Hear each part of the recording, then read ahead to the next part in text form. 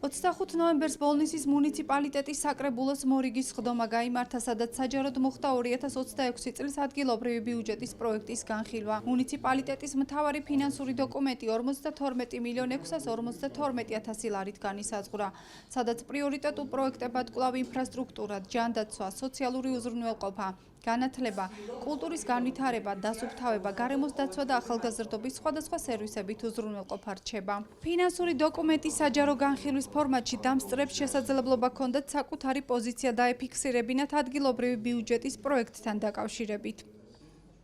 პრიორიტეტები არის ინფრასტრუქტურა, პრიორიტეტები არის სოციალური პროგრამები, პრიორიტეტები არის ახალგაზრდები. ბიუჯეტი დაბრუნდება უკან მერიის საფინანსო სამსახურში, რადგან იყოს უფრო მოქნილი და მაქსიმალურად იყოს ჩვენს მოსახლეობაზე მორგებული. 2026 წლის ბიუჯეტით ინფრასტრუქტურის განხრით დატკიცებული გვაქვს 7,700,000 ლარის სამუშაოები, ღირებულების სამუშაოები, ძირითადი სამუშაოები მოიცავს საგზავნო ინფრასტრუქტურას, ასევე სკვერების და სტადიონების მოწყობას.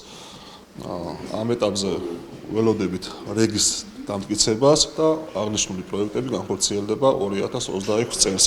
სულ ჯამში გვაქვს განსახორციელებელი ახალი 21 პროექტი, 4 პროექტი გადმოყოლილი არშემდგარი ტენდერებიდან გამომდინარე და ის არშემდგარი ტენდერების დასრულდება 2026 წლის ზაფხულში.